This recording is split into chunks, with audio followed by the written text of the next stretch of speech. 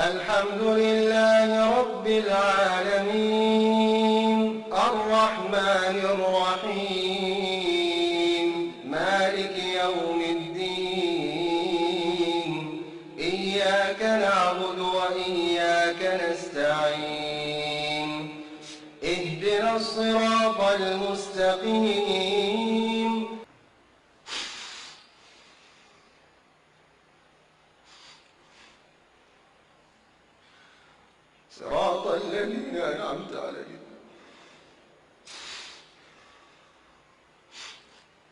صراط الذين أنعمت عليهم غير المغضوب عليهم ولا الضالين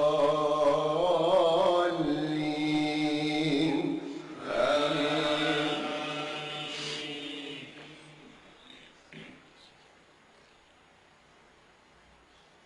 يا أيها النبي اتق الله ولا تطع الكافرين والمنافقين إن الله كان عليما حكيما واتبع ما يوحى إليك من ربك إن الله كان بما تعملون خبيرا وتوكل على الله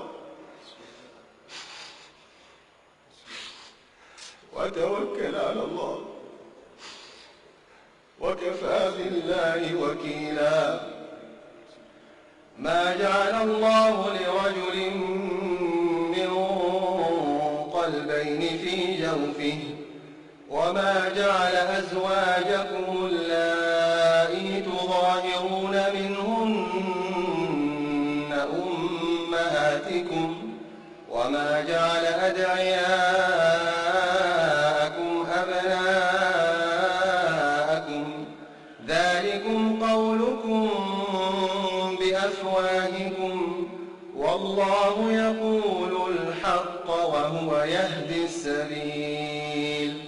ادعوهم لآبائهم هو أقسط عند الله فإن لم تعلموا آباءهم فإخوانكم في الدين ومواليكم وليس عليكم جناح فيما أخطأتم به ولكن ما تعمدت قلوبكم وكان الله غفورا رحيما.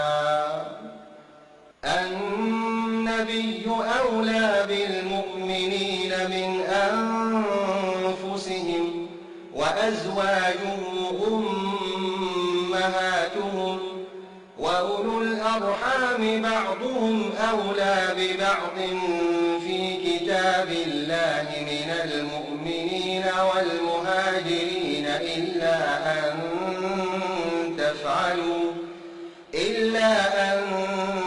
تفعلوا إلى أوليائكم معروفا كان ذلك في الكتاب مسطورا.